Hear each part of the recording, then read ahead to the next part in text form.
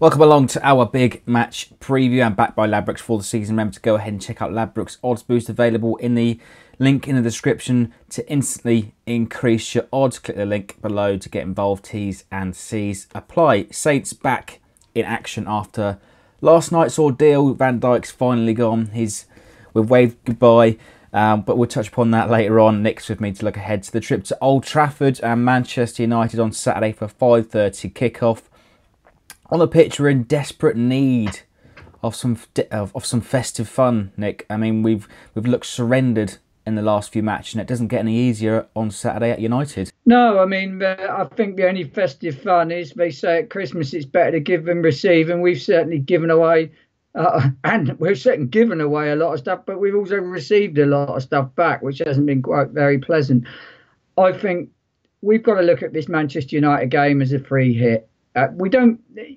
We've got a little bit from Old Trafford in recent years, but in the main, we don't get much change there. We've just got to look at it, and we've got to put 2017 out of the system, really.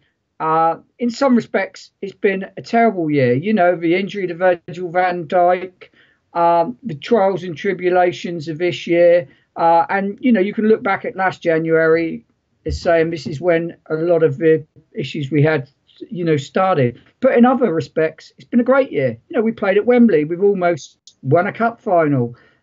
We finished 8th in the league, which gave us our best ever run of league finishes. It's not been all doom and gloom, but it's time for a new start. Getting rid of Virgil van Dijk, getting it out of the way before the start of the transfer window. Just get Manchester United out of the way. I mean, we know we're going to lose. I mean, I'm not being negative here. We're going to get beat. We're going to put out a championship quality defence as we did at Tottenham on Sunday. It ain't good. So we just got to get it out of the way, get into 2018 and look forward and stop looking back. You know, we can't change anything now in the past. We've just got to start looking forward again. Get it out of the way and then we're ready. Of course, so there will be a lot of interest with Van Dijk in the build-up to this game by BT Sport. And I've said on our Van Dijk video, Pellegrini's had a bit of a duff deal this season trying to integrate him back into the squad.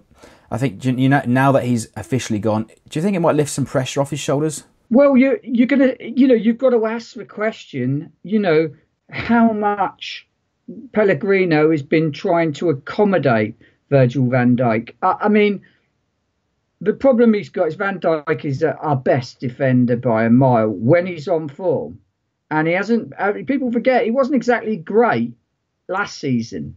Certainly his performances, before his injury weren't brilliant.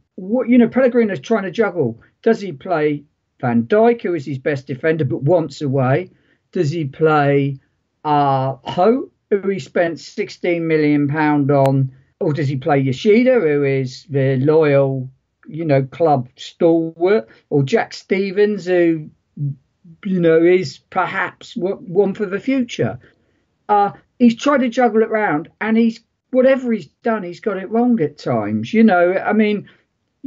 Hote's got upset because he's come here 16 million and told he's going to build a defence around him. And suddenly he's juggled around where the manager's been going, I've got to give Yoshida a game here or there. Same as Stevens. We're going to see perhaps or not see the real Pellegrino because he might not be here. But, can a leopard change its spots? I'm told it can, but by someone on the message board, it's a lion that can't change its whiskers, but I don't know if that's right. But can Pellegrino change? I don't know. Certainly his team selections are strange at the best of times.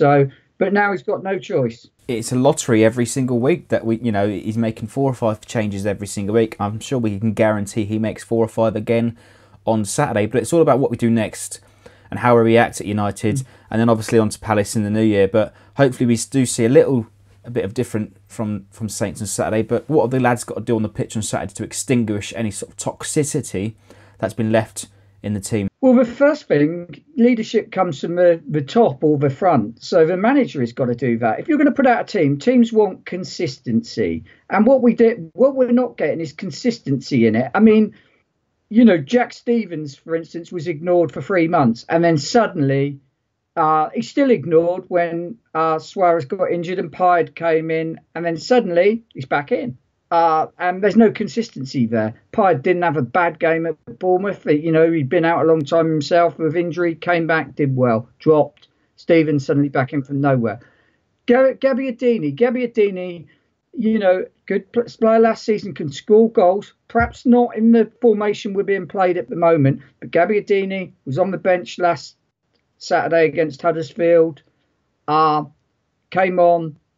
Shane Long been completely ignored for a month, then suddenly leapfrogs above him. There's no consistency on that. What has Shane Long done in the last month since his last game? And I'm a fan of Shane Long. I don't buy a lot, don't criticise him, but some do. But Shane Long will know himself, and Gabbiadini will know, and the whole squad will know that if Shane Long wasn't good enough a month ago, and at times not even to get on the bench, why is he suddenly good enough to start?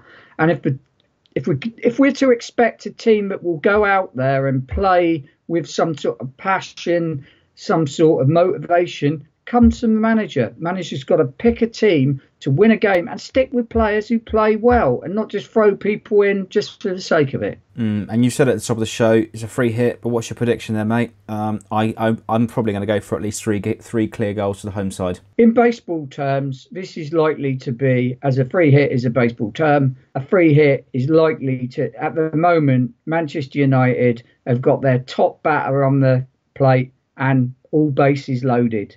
So anything under four,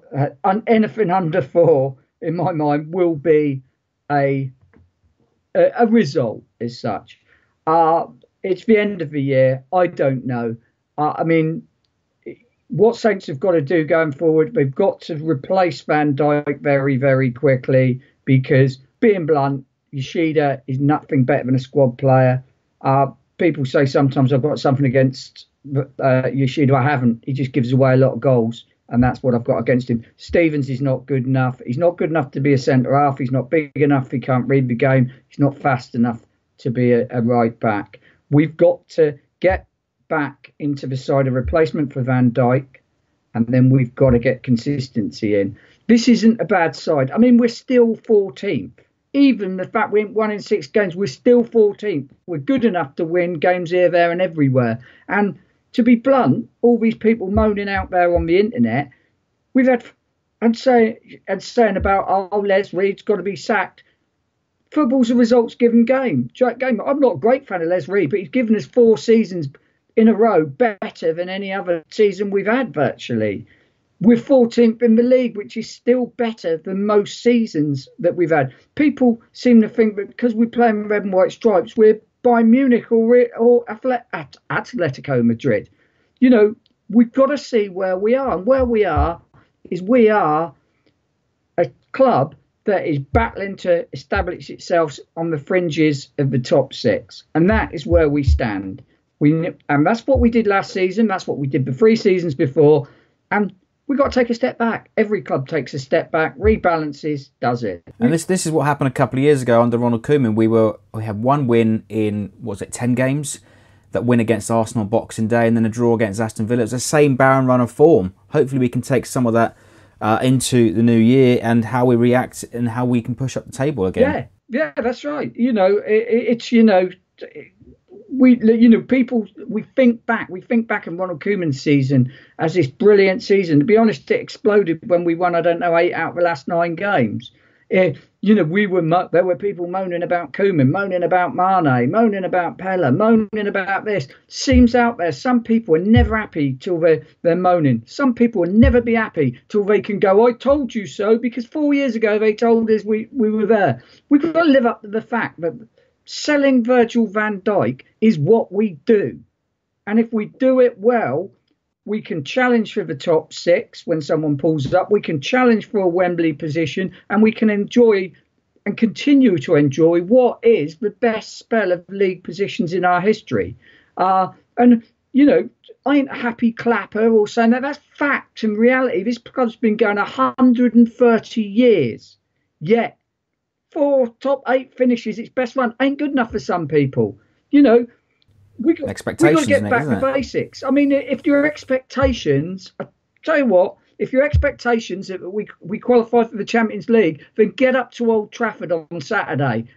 Get in their club shop and buy a Manchester United check, because you ain't going to get that ever at Southampton. This is what we do. This is what we are. We've got where we are by doing something different and doing it well. And we've got to continue to do that well, because we've no other option. Selling Van Dijk for 75 million was from the moment he came, it was only a question he's going to be sold. It's what we do. Get over it, some of you. Yeah, excellent stuff and well said, Nick. But leave us your predictions for the trip to Old Trafford. We've touched upon a bit of a Van Dijk and obviously United preview there, but leave us your predictions our trip up to Old Trafford. My first prediction is the next time me and Clive come up here, I will interrupt him and he will tell me not to interrupt him. But, I mean, I don't know. I mean, it's a free hit. And as I say, it's all bases loaded. I think we'll score, and I think we'll lose 4-1. You know, and that won't be a bad result. As is, 5-2 sounds a lot worse than 3-0. But we're not a bad. People got to remember this. We're not a bad side. We're a bad side being poorly managed and playing badly. Now, there's some reasons behind that. Hopefully, some of those reasons can change. Let's get New Year's Eve. The moment the Big Ben rings, I'll think, right, we're in a new year. Let's go and do it. As Clive would say, if I didn't interrupt him, up the Saints. Excellent stuff. Well, leave us your predictions for Saturday's big match and leave us your likes, your comments and any thoughts on Virgil van Dijk in the comments below.